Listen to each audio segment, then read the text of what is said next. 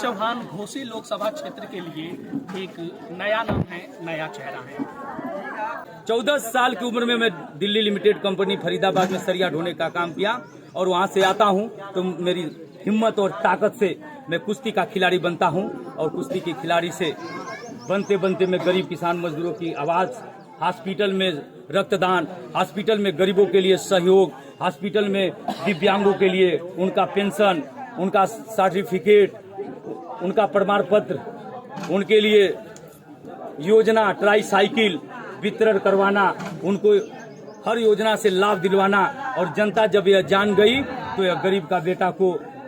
निर्दल पवन चौहान 2015 से 2020 तक जिला पंचायत सदस्य मैं अपनी मां को बनाया और जनता मुझे खूब बहुत आशीर्वाद प्यार दिया और 21 साल के बेटा को निर्दल जनरल में निर्दल चुनाव जिताकर गाजीपुर का मैं बेटा। अच्छा, आप घोसी से भी लोकसभा चुनाव जो है वो निर्दल ही लड़ने जा रहे हैं। क्या लगता है, कितना भरोसा है जब आपके सामने इतने बड़े चेहरे हैं, समाजवादी पार्टी है, भारतीय जनता पार्टी का एनडीए गठबंधन है, उसके आगे ये जो पवन कुमार है, पवन नाम का ये जो झोंका है वो कितना टिक पाएगा? देखिए, मैं घोसी में अपने जीवन का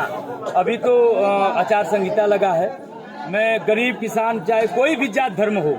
घोसी में अगर किसी भी गांव में अगर आप जाएंगे तो हमारे जो सम्राट पृथ्वीराज शब्दवेदी सेना है, जो हमारा काम है, मैं यहाँ पे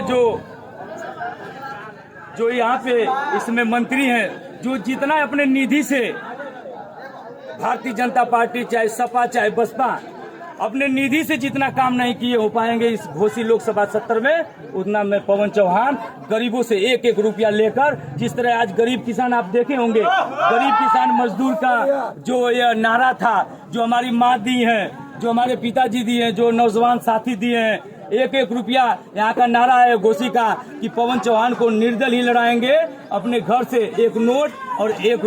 वोट देकर लोकसभा 70 से घोसी से जिताकर दिल्ली संसद में भेजने का काम करेंगे। अच्छा पवन चौहान जी, क्या आप जाति के नाम पे राजनीति कर रहे हैं? क्या आप खुद को चौहानों का नेता बताना चाहते हैं? देखिए,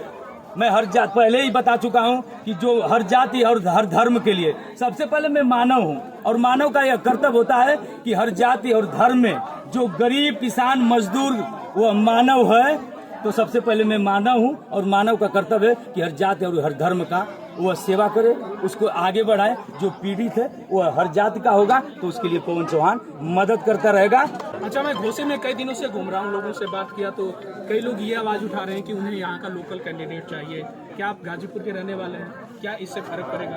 कोई फर्क नहीं पड़ेगा, क्योंकि हर गाँव में हर जाति हर धर्म में, और यहाँ पे अगर कर रहे इस तरह की बात है तो मैं बात कर रहा हूँ देश के प्रधानमंत्री, जब संविधान में यह है देश के प्रधानमंत्री जब हमारे आकर बनारस से काशी से लड़ सकते हैं, दिनेश लाल यादव सांसद बन सकते हैं, और यहाँ जो दारा चौहान जी यहाँ आजमगढ़ से यहाँ पे आकर वो विधायक बन सकते हैं, जो लड़ रहे हैं, जो यहाँ पे ओम प्रकाश राजभर जी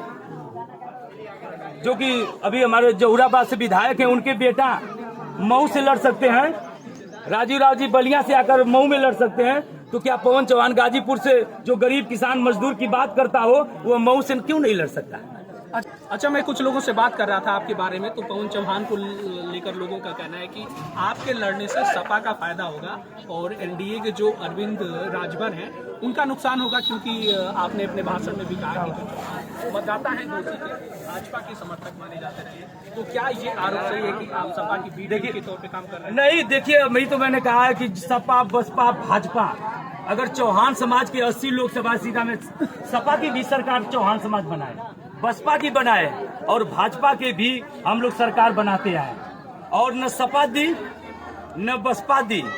न भाजपा, किसी भी चौहान समाज के बेटा को टिकट नहीं मिला। और रही बात, लोग बहुत कमेंट, चुनाव आएगा तो बहुत कमेंट आएगा। अभी तो लोग कर रहे थे, कुछ भाई कमेंट कर रहे थे कि पवन चौहान बिक जाएंगे, तो मैं बताना चाहता हूं उन लोग भाइयों से कि